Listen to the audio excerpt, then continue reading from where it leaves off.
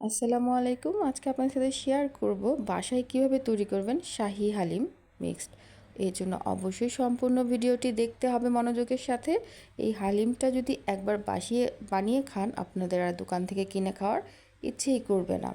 এর জন্য আমি প্যাকেটের হালিম মিক্সটা ব্যবহার করেছি রাঁধুনির।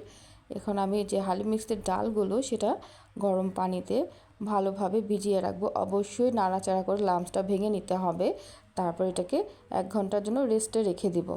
তারপর আলাদা একটা পাত্র নিয়ে চুলায় বসিয়ে দিব। গরম হয়ে আসলে এর মধ্যে তেল ঢেলে, তার মধ্যে ফুটে আসলে তেলটা, এর মধ্যে পেঁয়াজ কুচি দিব ও গরম মশলাগুলো দিয়ে দিব। তারপর ভালোভাবে নাড়াচাড়া করে নেব যেন জিনিসটা দেখতে অনেকটা পেঁয়াজ বেরেস্তার মতো হয়ে আসে। পেঁয়াজ বেরেস্তার মতো যখন হয়ে আসবে, এর মধ্যে ধনিয়ার গুঁড়ো, জিরের গুঁড়ো দিয়ে দিব।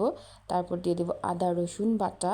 এরপর এখানে দিয়ে দিব সামান্য পরিমাণে লাল মরিচের গুঁড়ো, সামান্য লবণ আপনাদের স্বাদ মতো দিবেন। তারপর দিয়ে দেবো সামান্য হলুদের গুঁড়ো। এখন দিয়ে দিব যে হালিম মিক্সডের যে প্যাকেটে মশলাটা আছে সেটা সামান্য পরিমাণ আমি রেখে দিব, অর্ধেকটা দিয়ে দিব এখানে, কারণ এর পরবর্তীতে এর ব্যবহার আছে। তারপর এই মশলাটাকে ভালোভাবে নেড়ে চেড়ে নেব, পানি দিয়ে দিব এর মধ্যে ভালোভাবে কষানোর জন্য। তারপর এটাকে আমি ঢেকে দিব।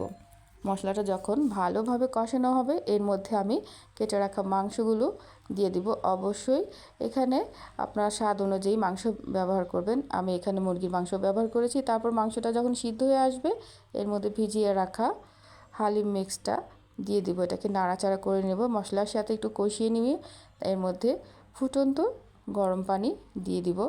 অবশ্যই এখানে ফুটন্ত গরম পানি ব্যবহার করতে হবে। তারপর এইটাকে আমি আরও কিছুক্ষণ রান্না করব ঢেকে।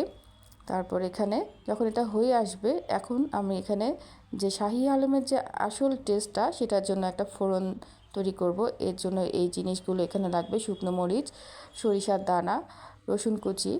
এগুলোকে আমি ভালো করে ধুয়ে সাজিয়ে নিয়েছি। তারপর এখানে আমি যে অর্ধেকটা হালিমের মশলা রেখে দিয়েছিলাম, সেটাকে হালিমের মধ্যে ঢেলে ভালোভাবে নাড়াচাড়া করে মিশিয়ে নিব। ভালোভাবে মিশাতে হবে যেন এরকম ছাড়া ছাড়া হয়ে না আসে।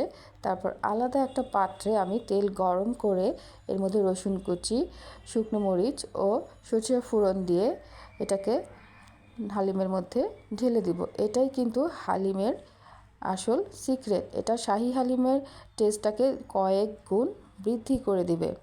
একবার যদি আপনি এই হালিমটা বাসায় তৈরি করে খেয়ে থাকেন, আপনাদের আর ভুলেও দোকানের হালিম খেতে ইচ্ছে করবে না। এই যে দেখুন, হয়ে গেল আমার মজাদার হালিম। এটা দেখতে যেমন সুন্দর, খেতেও কিন্তু অনেক সুস্বাদু হয়েছিল।